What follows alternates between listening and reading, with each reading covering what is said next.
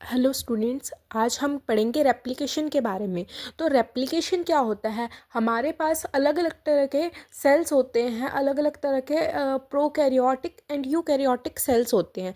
जो प्रोकैरियोट्स हैं उसके अंदर रेप्लिकेशन होती है by the theta replication, and in the eukaryotes हमारे पास दो तरह के रेप्लिकेशन होती है, that is the linear replication and the D loop replication. ऐसा क्यों होता है? अब हमारे पास प्रोकैरियोट के अंदर double standard circular DNA is present, and in the eukaryotes हमारे पास double standard linear DNA is present. तो वहाँ पर लीनियर रेप्लिकेशन होगी। और इनसाइड द माइटोकॉन्ड्रिया हमारे पास एक्स्ट्रा क्रोमोसोमल डीएनए होता है, तो उसके अंदर हमारी डी लूप रेप्लिकेशन होगी। हम पहले प्रोकैरियोटिक रेप्लिकेशन पढ़ेंगे, that is the theta replication.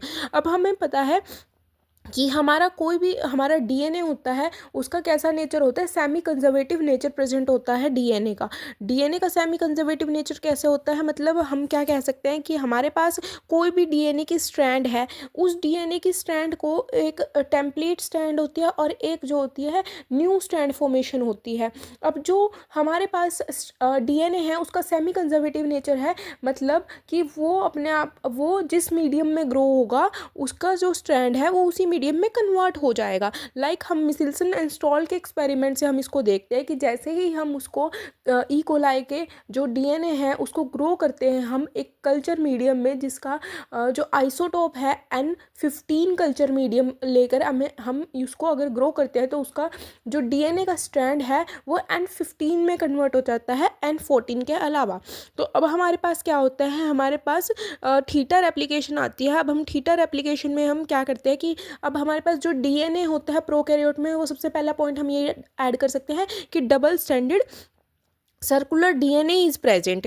ठीक है, अब इसकी जो डबल स्टैंडर्ड सर्कुलर डीएनए में जब रेप्लिकेशन स्टार्ट होगी तो वो बाय डायरेक्शनल होएगी। जैसे कि ये एक अगर हम सोचते हैं कि ये क्या है, हमारा एक डीएनए है, तो अगर इसमें रेप्लिकेशन स्टार्ट होगी और अगर ये पॉइंट ऑफ रेप्लिकेशन होगा तो यहाँ से इस तरीके से रेप्लिकेशन इस डायरेक्शन में भी होगी और इस डायरेक्शन में भी रेप्लिकेशन होगी। तो ये बाय डायरेक्शनल रेप्लिकेशन होती है। अब हमने एक पॉइंट और पढ़ा था कि ये सेमी कंजर्वेटिव नेचर होता है डीएनए का, तो semi conservative type of replication होती है। ठीक है, और सेमी कॉन्टिन्यूस रेप्लिकेशन होती है जो है एक कॉन्टिन्यूशन में बिल्कुल नहीं चलती, सेमी कॉन्टिन्यूशन में चलती है। उसके बाद हमारे पास एक सिंगल यूनिट होती है रेप्लिकेशन की, and then it is the monorepliconic replication. The monorepliconic replication का मतलब क्या होता है कि सिर्फ एक ही पॉइंट, एक ही ओरिजिन ऑफ रेप्लिकेशन यहाँ पर प्रेजेंट होता है।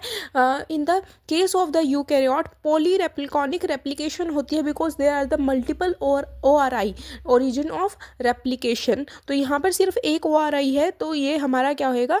मोनोरेप्लिकॉनिक रेप्लिकेशन। अब कभी भी हम रेप्लिकेशन करते हैं तो वो ऑलवेज 5' to 3 डायरेक्शन के अंदर ही हमारी रेप्लिकेशन, हमारी इलोंगेशन जो होती है वो होती है। अब जो भी हमारी रेप्लिकेशन होती है उसके 3 स्टेप होते हैं, that is the initiation, elongation and termination. अब हम नेक्स्ट, ये जो था सिर्फ इंट्रो पार्ट था, दैट इज़ द प्रोकैरियोट की रेप्लिकेशन। इसके अंदर हम क्या क्या पॉइंट्स इंक्लूड कर सकते हैं कि हमारा प्रोकैरियोटिक का डीएनए डबल स्टैंडर्ड होता है, थीटा टाइप ऑफ रेप्लिकेशन होती है, semi conservative type of replication होती है, और बाय डायरेक्शनल रेप्लिकेशन होती है, मोनो रेप्लिकॉनिक रेप्लिकेशन होती है। मोनो रेप्लिकॉनिक मतलब सिर्फ एक ही ओरिजिन ऑफ रेप्लिकेशन है। जब भी हम रेप्लिकेशन करेंगे तो हमारी इलोंगेशन 5' to 3 डायरेक्शन के अंदर होगी, और जिसकी वजह से हमारी एक लीडिंग स्ट्रैंड बनेगी एंड एक लैगिंग स्ट्रैंड बनेगी। और रेप्लिकेशन क्या ऐड ऑन करवाता है? हमारा DNTPs ऐड करवाता है, मतलब डाई न्यूक्लियोटाइड, हमारे न्यूक्लियोटाइड्स ऐड करवाता है हमारा रेप्लिकेशन।